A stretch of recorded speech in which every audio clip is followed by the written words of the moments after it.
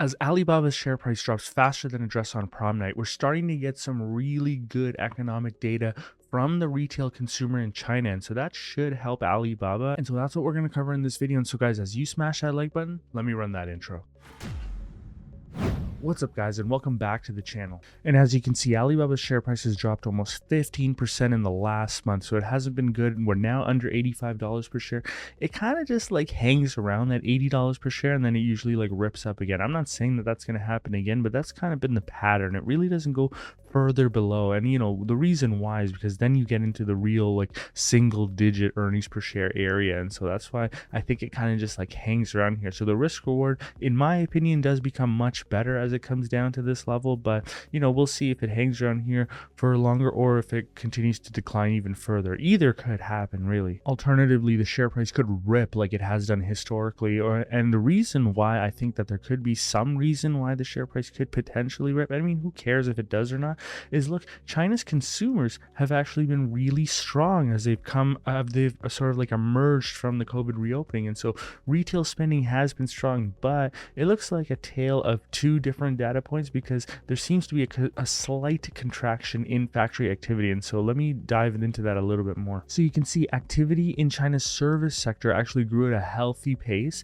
and that's really because the country has reopened, and I think there's some pent-up spending, but it looks like the factory sector is starting to decelerate. And so what does this mean in terms of numbers? So the purchaser managers index for the services and construction business came out at 56.4 in April, which was slightly weaker than March, but, and I love that they put this in this article because they don't often put it, or sometimes they miss putting it, but so long as it's above the 50 mark, it means that you're still in an expansionary place. So the services and construction industries are in an expansionary state at the moment. However, notice that it's a tale of two statistics because the manufacturing purchasers managers index actually fell below the 50 line to 49.2 from the previous months of 51.9. So like the manufacturing index is not bad, but it's definitely going in the wrong direction. And so I would agree that it's starting to decelerate, and so we'll see how this plays out for the remainder of this year. But notice that it's kind of been bobbing up and down, but this could reflect the broader economic uncertainty and slowdown of the global marketplace, which is something that we were worried about on this channel for a while now. And so the story here really is that the reopening has provided a boost, but as mentioned many times before on this channel, there was a risk of a slowdown from the West, which would have impacts on the Chinese manufacturing sector, which we are seeing now. And just to provide you guys with a couple of data points, notice that you can actually see Chinese imports declining substantially in real time.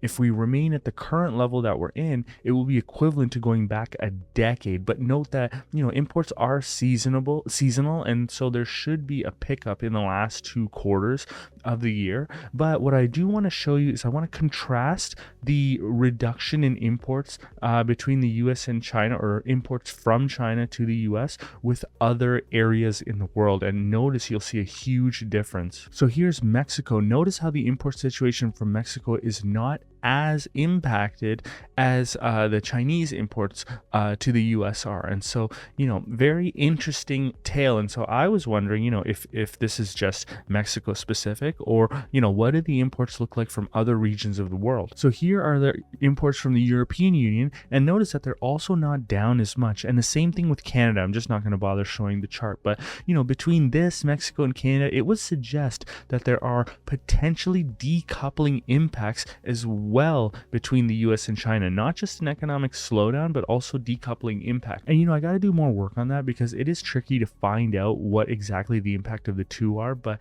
I think it's very important to pay attention to these import indicators into the US because it could signal other risks that some people are talking about. People have been talking about the decoupling, friendshoring, etc., but I didn't realize that it was that much of a decline. Now, on an overall basis, I'm not really like sounding the alarm here. I'm not like super concerned yet. It's really sort of like a wait and see. Let's see how this thing plays out. Now, what exactly does this mean for China? Well, despite China's export and manufacture sectors being projected to struggle this year, the CCP's 5% GDP expansion goal is expected to be met by most economists. And so here's the question.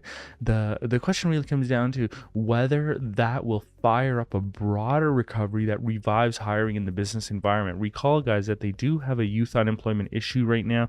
There's more people that are unemployed than they would prefer. And so let's see how this plays out. And the CCP has pledged to continue to support the economy. So they did say that, you know, they're optimistic over the outlook for the economy while acknowledging problems such as local government debt and youth joblessness, which is what I mentioned previously. And so, you know, the fact that they're going to be behind the economy, I think, is a good call. And so the question is, what does this mean for Alibaba? Well, you know, the patrons get access to this full Alibaba model.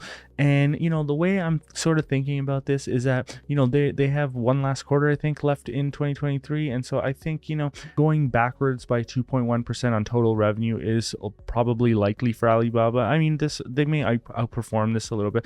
And then in fiscal year 2024, you know, if overall the economy is supposed to be around that 4 or 5% growth area, I would say that Alibaba is comfortably going to grow at around 7.5%. I might be overly optimistic here, but probably not. You know, add in their growth initiatives plus the rate of growth in the GDP. I think because they do have growth initiatives, they probably will grow a little bit faster than the overall economy. I know some people like to forecast Alibaba's, especially their China commerce growth at the rate of the Chinese economy. I like to go a little bit faster than that. And so 7.5 is reasonable. I think that extends out through the next 5 years, but we'll see how this plays out. Now, once again, the Patreons do get full access to this Alibaba model, but the other thing that you get access to is if you click right here, it says back to tracker in the Alibaba model. It takes you back to the tracker, and what's on the tracker is you actually have access to many models like Google, Alphabet, Tesla, you know, the chip makers, they're all here. And how do you get access to the tracker? Well, you can get access to the tracker and all of the research models at the lower tier at just $5 a month. But,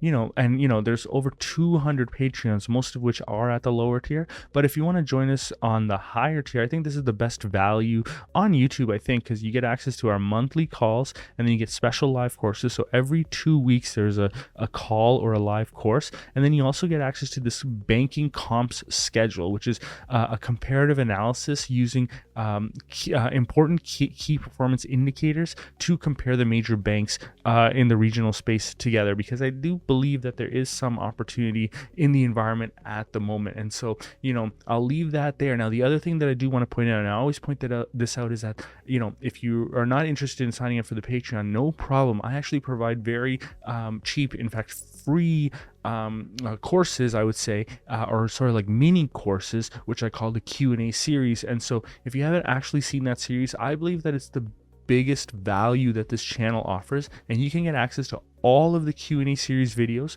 right here.